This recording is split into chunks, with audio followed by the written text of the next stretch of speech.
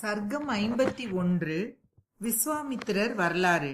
மகா மேதாவியான விஸ்வாமித்திரரின் பேச்சை கேட்ட பேராற்றல் படைத்த பெருந்தவசியான சதானந்தருக்கு மயிர்கூச்சல் உண்டாயிற்று. கௌதமருடைய மூத்த குமாரரான அவர் கடுமையாக தவம் செய்து மிக்க ஒளியுடன் விளங்கினார். ராமனை பார்த்ததாலேயே மிகவும் சந்தோஷத்தை அடைந்தார். அரசகுமாரர்கள் இருவரும் சௌகரியமாக உட்கார்ந்து விட்டதை பார்த்து முனிப்புங்கவர் விஸ்வாமித்திரரிடம் சதானந்தர் கூறினார். முனிவர் முதல்வரே, புகழ் மிக்கவரும் நீண்ட காலமாக தவத்தில் ஈடுபட்டிருந்தவருமான என் அன்னையை அரசகுமாரனுக்கு காட்டினீர்களா? மனித சரீரம் எடுத்த எல்லாராலும் பூசிக்கத்தக்க ஸ்ரீ ராமச்சந்திர பிரபுவை மகா தேஜஸ்வினியும் புகழ் மிக்கவருமான என் தாயார் காட்டில் கிடைக்கும் காய் கனி புஷ்பங்களால் உபச்சரித்தாரா? முன்னர் ஒரு காலத்தில் என் அன்னைக்கு ஆற்றல் மிக்கவரான தேவராஜனால் இழைக்கப்பட்ட அநீதியை பற்றிய உண்மையை ராமனிடம் கூறினீர்களா? கௌசிகரே, ராமனை தரிசித்ததால் எல்லா பாவங்களில் இருந்தும் விடுபட்டு பரிசுத்தமாகிவிட்ட என் அன்னை என் தந்தையுடன் சேர்ந்து விட்டாரா? என் அருமை தந்தையார் ராமனை பூஜித்தாரா? ஸ்ரீராமன் என் தந்தையின் உபச்சாரங்களை ஏற்றுக்கொண்டுதானே இங்கே வந்திருக்கிறார். கௌசிகரே, எங்கள் தகப்பனாரின் தபோவனத்திற்கு வந்து என் பெற்றோரின் உபச்சாரங்களை ஏற்றுக்கொண்ட ஸ்ரீராமன் உவகை அடைந்த மனத்துடன் என் தந்தைக்கு நமஸ்காரம் செய்தாரா? சதானந்தருடைய உரையை கேட்டு பேச்சில் வல்லவரான விஸ்வாமித்திரர் பதில் கூறினார். முனிவரே, எந்த சட்டமும் மீறப்படவில்லை. எது செய்ய வேண்டியதோ அதை நான் செய்தேன். முன்பு ஜமதக்னியுடன் ரேணுகாதேவி சேர்ந்ததைப் போல கௌதமருடன் அகலிகை சேர்ந்து விட்டாள். பேரறிவாளரான விஸ்வாமித்திரரின் பதிலை கேட்டதும் சதானந்தர் ராமனிடம் கூறினார். வரவேண்டும் ராமனே, வரவேண்டும். மாமுனிவரும் வெல்ல முடியாதவருமான விஸ்வாமித்திரரை முன்னிட்டு கொண்டு இங்கே வந்திருக்கிறாயே, அது எங்கள் பாக்கியம். விஸ்வாமித்திரருடைய செயல்திறன் சிந்தித்து பார்க்க முடியாதது. தவம் செய்து பிரம்ம ரிஷியானவர், எல்லையில்லா ஆற்றல் உடையவர், ஆன்மபலம் மிக்கவர், உலகம் அனைத்தையும் காப்பாற்றக்கூடியவர் இவர் என்று அறிந்து கொள்வாய் ராமா.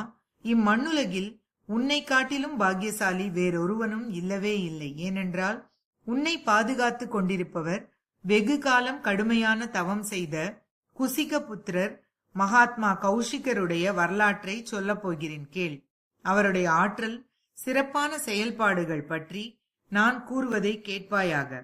தர்மாத்மாவான இவர் நீண்ட காலம் மன்னராக ஆட்சி செய்தவர், எதிரிகளை அடக்குபவர், அறமறிந்தவர், மெத்த படித்தவர், பொதுமக்களின் நலனில் கண்ணும் கருத்துமாக இருந்தவர். பிரஜாபதிக்கு குச்சன் என்ற பெயருடைய ஒரு மன்னர் மகனாக இருந்தார்.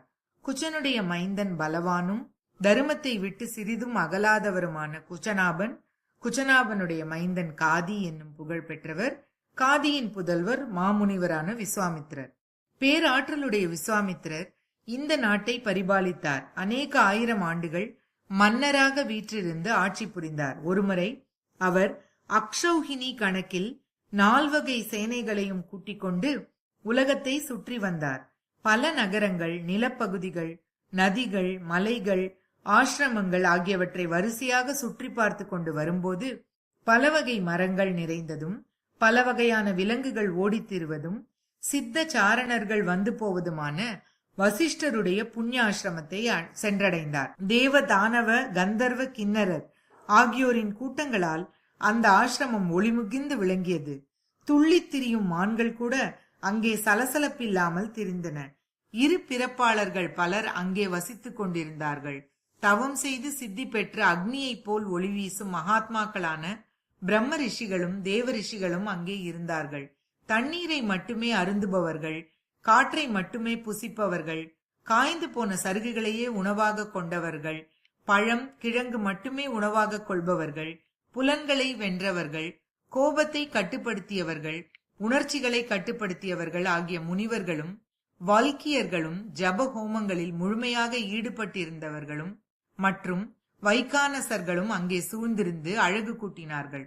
இன்னொரு பிரம்மலோகம் போல் மிகச் சிறப்பாக விளங்கிய வசிஷ்டருடைய ஆசிரமத்தை மகாபலசாலியும் வெற்றி வீரருமான மன்னர் விஸ்வாமித்திரர் பார்த்தார். ஸ்ரீமத் வால்மீகி ராமாயணம் பாலகாண்டத்தில் 51வது சர்க்கம் முற்றிற்று.